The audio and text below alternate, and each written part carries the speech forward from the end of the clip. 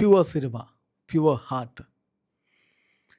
2020 ഇംഗ്ലണ്ടിൽ വെച്ച് നടന്നൊരു കളിയിൽ ആഴ്സണലിൻ്റെ താരം ഡേവിഡ് ലൂയിസുമായിട്ട് വോൾവർഹാംപ്റ്റൻ്റെ താരം റൗൾ ഹിമെനസ് കൂട്ടിയിടിച്ച് താഴെ വീഴുന്നു, ബോധരഹിതനാവുന്നു.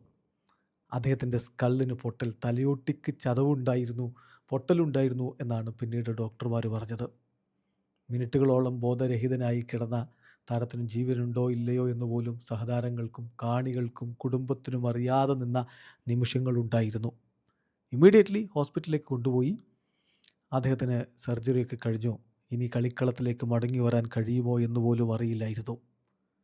അവിടെ നിന്ന് അവൻ തിരിച്ചു വന്നിട്ട് ഇതാ വേൾഡ് കപ്പിൽ തൻ്റെ രാജ്യത്തിനായിട്ട് ഗോളടിക്കുന്ന കാഴ്ചയാണ് നമ്മൾ കണ്ടത്. വീണ്ടും നമ്മൾ ഓർക്കണം, അതേ തല കൊണ്ടാണ് അവൻ ആ ഗോൾ വലയിലേക്ക് എത്തിച്ചത്.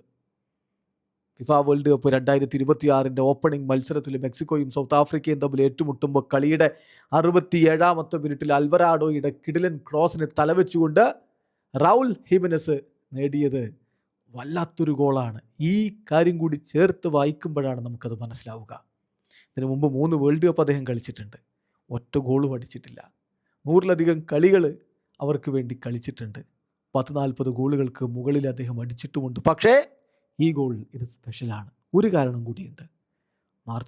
ഇക്കഴിഞ്ഞ മാർച്ച് മാസത്തിൽ അദ്ദേഹത്തിൻ്റെ പിതാവിനെ നഷ്ടപ്പെട്ടു. ആ ദുഃഖവും താങ്ങി അത് പേറിക്കൊണ്ടാണ് കളിക്കളത്തിലേക്ക് ഇറങ്ങിയത്. ഗോളടിച്ചപ്പോൾ ആകാശത്തേക്ക് വിരലുകൾ ഉയർത്തി സ്വർഗത്തിലിരുന്ന് തൻ്റെ പ്രകടനം കാണുന്ന അച്ഛന് ആ ഗോൾ സമർപ്പിക്കുന്ന മകനെയും നമ്മൾ കണ്ടു. വൈകാരികമായ നിമിഷങ്ങൾ. തീർച്ചയായിട്ടും കൈയടിച്ച് പറ്റൂ റൗൾ ഹിമെനസിൻ്റെ ഈ തിരിച്ചു വരവിന്.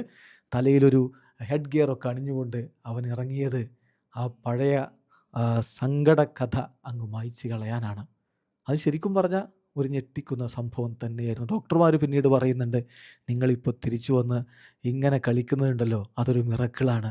നിങ്ങളുടെ തലയൊട്ടി ക്ഷതം പറ്റി പോയിരുന്നു, ഉള്ളിലേക്ക് ഒരല്പം അത് അങ്ങ് പോയിരുന്നു, ബ്രെയിനിന് കേടുപറ്റുന്നതിന് തൊട്ടരികിലെത്തിയിരുന്നു, ഇൻറ്റേർണൽ ബ്ലീഡിങ് സ്റ്റാർട്ട് ചെയ്തിരുന്നു. അവിടെ നിന്നാണ് തിരിച്ചു വരവ്. തീർച്ചയായിട്ടും റൗൾ ഹിമെനസാണ് ഇന്നത്തെ ഹീറോ.